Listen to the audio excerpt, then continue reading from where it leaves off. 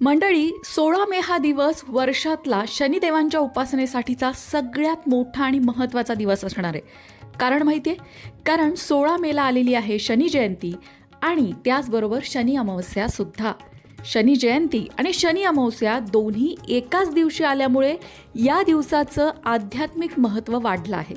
मग आता शनी जयंती आणि शनी अमावस्या एकाच दिवशी आलेली आहे, तर नक्की आपण शनी उपासनेसाठी काय करायला हवं? शनिदेवांना प्रसन्न करून घेण्यासाठी काय करायला हवं? खास करून ज्यांना 7.5, शनी ढैया, अडीचकी, शनी महादशा हे सगळं चालू आहे, त्यांनी कोणते उपाय करावे हेच आजच्या व्हिडिओत जाणून घेणार आहोत. तेव्हा व्हिडिओ शेवटपर्यंत नक्की ऐका. मंडळी, तसं तर वैशाख अमावस्येला शनी जयंती असते, पण जेव्हा जेव्हा अमावस्या शनिवारी येते तेव्हा तिला आपण शनी अमावस्या म्हणतो. आणि यंदा शनी जयंती आणि शनी अमावस्या एकाच दिवशी आलेले आहेत. शनी जयंतीच्या दिवशी सकाळी लवकर उठून आंघोळ करून तयार व्हा. त्यानंतर शनिदेवांच्या मूर्तीवर तेल, फुलांची माळ आणि प्रसाद अर्पण करून शनिदेवांच्या चरणी काळे उडीद आणि काळे तीळ अर्पण करा.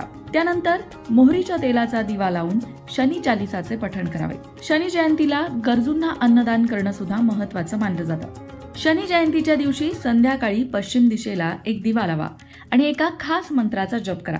तो मंत्र याप्रमाणे: ओम शम अभय हस्ताय नमः. मंत्र पुन्हा एकदा: ओम शम अभय हस्ताय नमः. शनी जयंतीच्या दिवशी तुम्ही आणखीन एका मंत्राचा जप 11 वेळा करायचा आहे. तो मंत्र याप्रमाणे: ओम शन शनेश्वराय नमः. या मंत्राचा जप 11 वेळा करायला विसरू नका. त्यामुळे शनिदेव प्रसन्न होतात आणि भक्तांना आशीर्वाद देतात. आता बघूया की कोणता महाउपाय तुम्हाला शनी जयंतीच्या दिवशी करायचा आहे.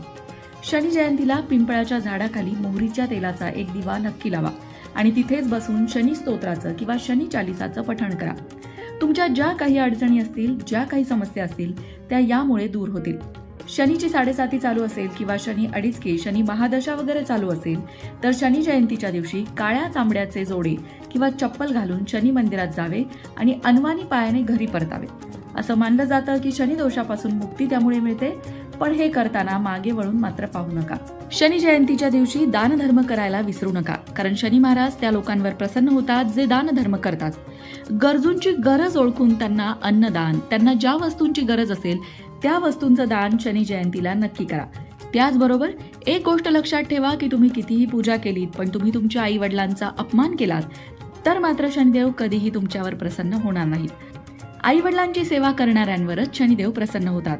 खरे तर शनिदेवांना प्रसन्न करण्याचा एक साधा, सोपा आणि सरळ मार्ग आहे.